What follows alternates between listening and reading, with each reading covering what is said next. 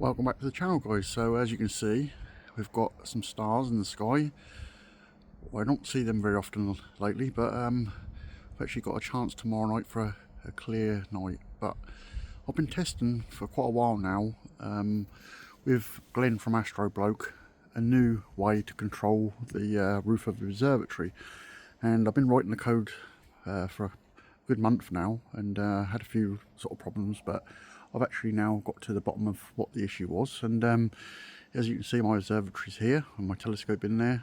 I ain't been back into Astro for a little while, but finally back on the scene, and I thought I'd make a better roof controller for the observatory. So like I said, I've been working with Glenn, and I've written a sketch which he's using on his roof, and I've now written another one, but I've actually written an ASCOM driver for it. So what we're going to be doing eventually is going to be selling a little box which is an Arduino, which is going to control the roof.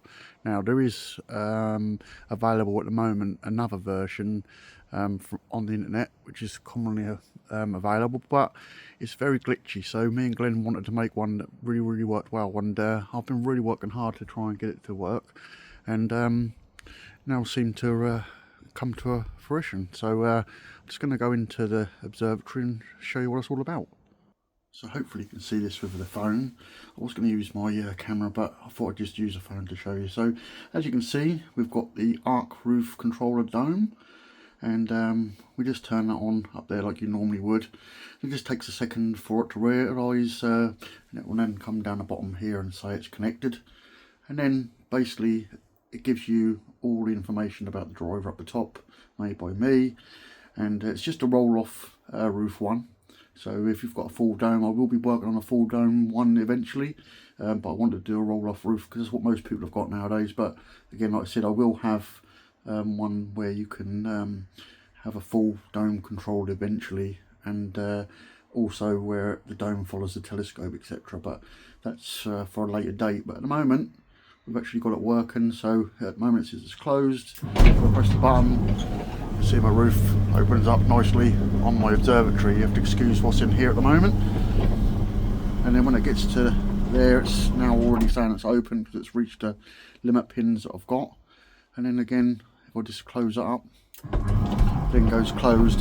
Now every now and again it says error when it's closing. Now it's not an error, it just it doesn't read when it leaves the actual magnets on the motor. It leaves them and it doesn't know what state it is just for a second or two, and then it finds the actual magnets that are on the roof. Now the way that these motors work is they send a pulse to the motor, and the motor then opens up the roof.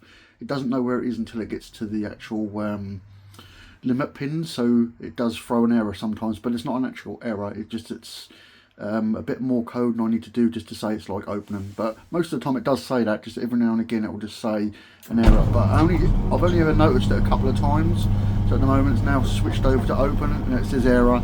It'll go past that now, it's to open because it's gone past that limit switch. But apart from that, it's all working fine. I've not seen no problems. And what it actually has got built into this is, if you want to raise up your telescope, like Glenn, this is the whole reason we wanted to do it. Glenn wanted to raise his telescope, but he wanted to make sure that the telescope was parked before the roof moved, so it didn't crush his telescope. So this has actually got an inbuilt safety in it. So you've got an LED light that comes on and tells you that it's safe, and if it's not safe, that LED light will go out and it won't let you move the roof.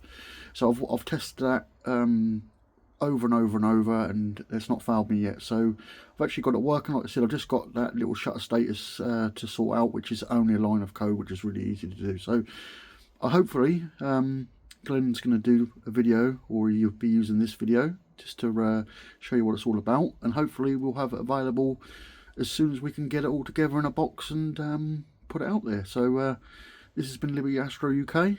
Thanks for tuning in, guys. I'll see you in the next one.